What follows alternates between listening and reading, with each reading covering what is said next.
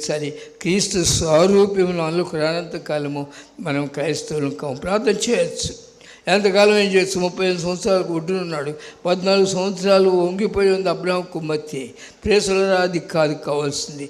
ప్రభు కూడా చెప్పాడు, ప్రభా ప్రభు అని పిలిచి ప్రతివాడు పరలోక రాజ్యంలో ప్రవేశింపాడు. నేను ఇచ్చిన మాట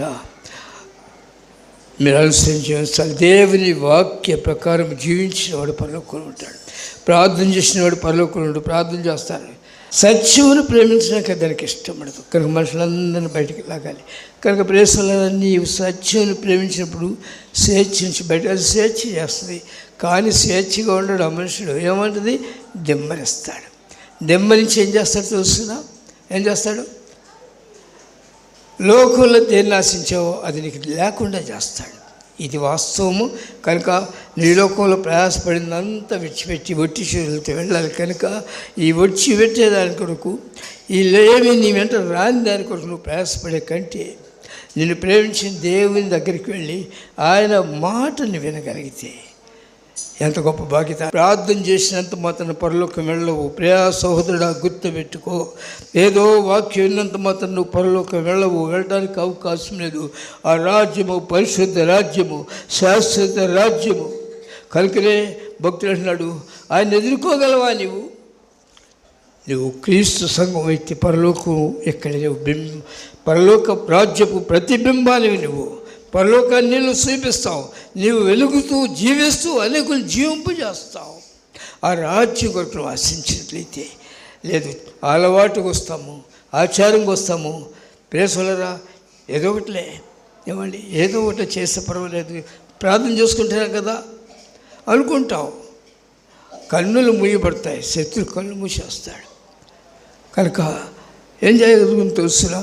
నీకు తెలియకుండానే నువ్వు దేవుని నుండి ఈ లోకాన్ని విడిచిపెడతావు. కన్ను రెప్పపాటు నడవాలి ఈ లోకం అనుకుంటున్నావేమో.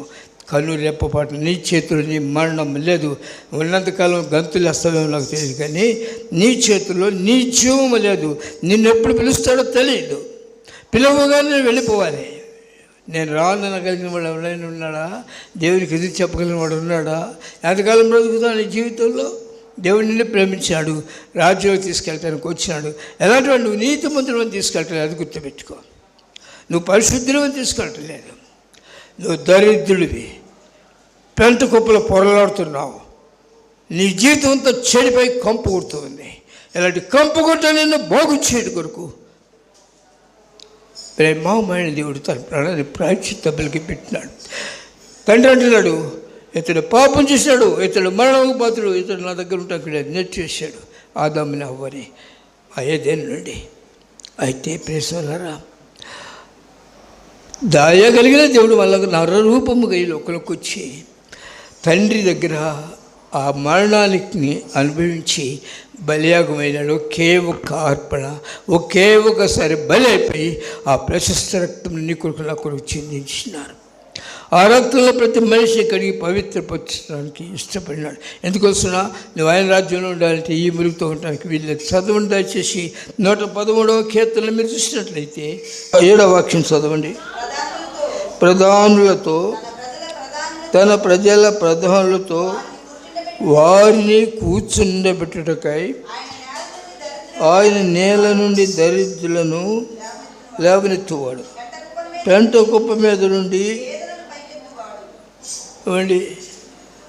నేల నుండి దరిద్రులను, పెంట కుప్ప మీద నుండి పేదలను పైకెట్టువాడు, నేల నుండి దరిద్రులను ఎవరెత్తువాడు. అంటే దేవుని ఎరుగని మనము దరిద్రులము. పెంట కుప్ప మీద అంటే మురికిలో ఉన్నాం, కంపు కొడుతూ ఉన్నాం. ఈ కంపు నుంచి విడిపించిన కొరకు ప్రియ సహోదరుడా, ఎఫ్ఎస్సికు రాసిన పత్రిక 5వ అధ్యాయంలో తన్ను తాను నీ కొరకు నా కొరకు అప్పగించుకున్నాడు. కావున మీరు ప్రియులైన పిల్లల వలె దేవుని పోలి నడుచుకుని. మీరు ప్రియులైన పిల్లల వలె అంటే దేవునికి ఇష్టమైన బిడ్డలుగా ఉండు కొరకు ఆయన పోలి నడుచుకోవాలి, ఆయన మార్గంలో నడవాలి. ప్రేమించుచున్నావో నీతినే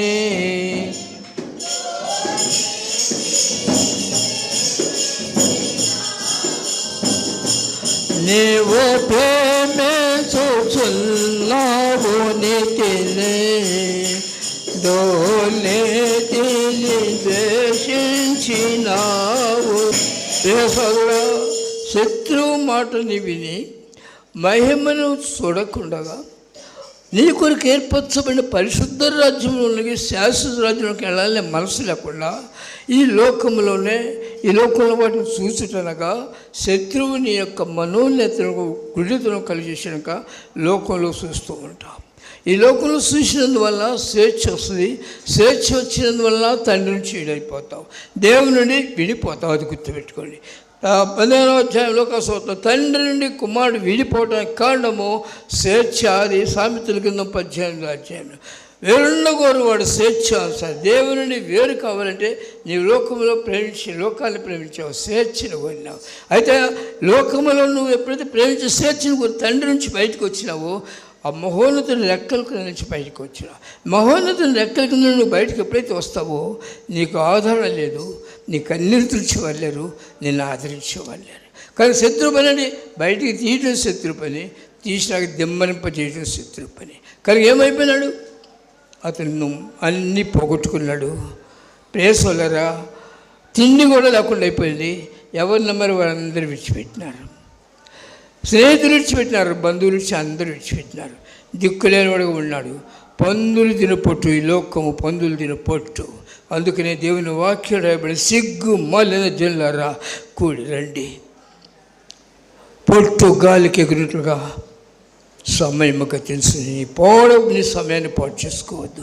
ఇది లోకపు పొట్టు, పందులు తినే పొట్టు. దీనివల్ల నీకు సంతోషమే లేదు. నీతిని ప్రేమించు.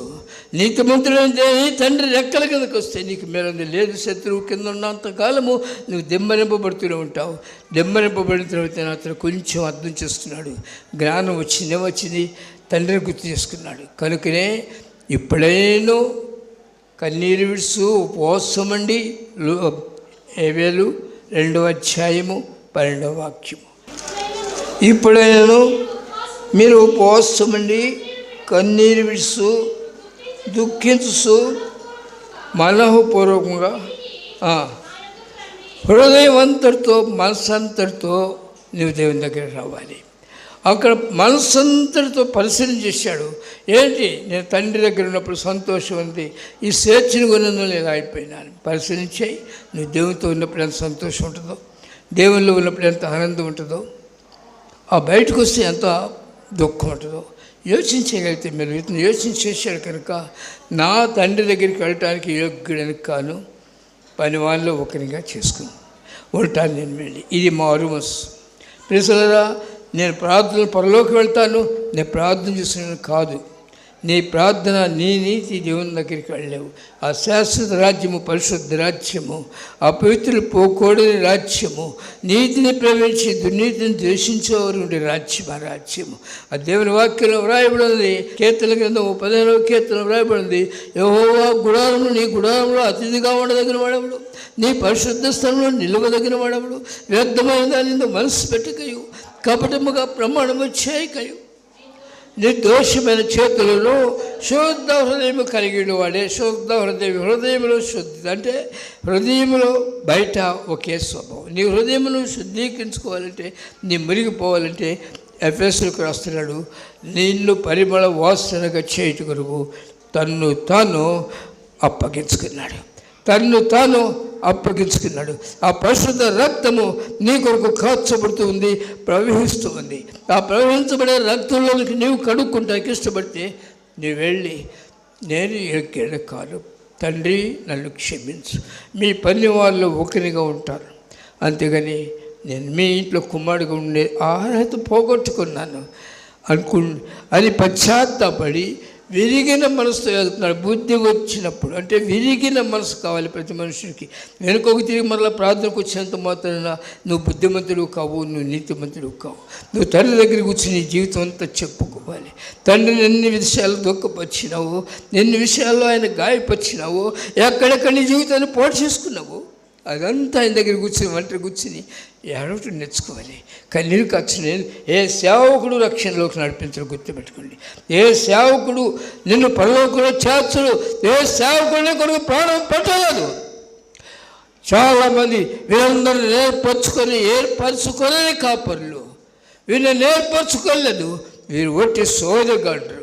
వారు వెళ్ళరు, ప్రవేశించమని ప్రవేశింపనివ్వరు. అయితే దేవుని వాక్యం నిన్ను నడిపిస్తుంది. ఆయన అంటున్నాడు, నేనే మార్గం.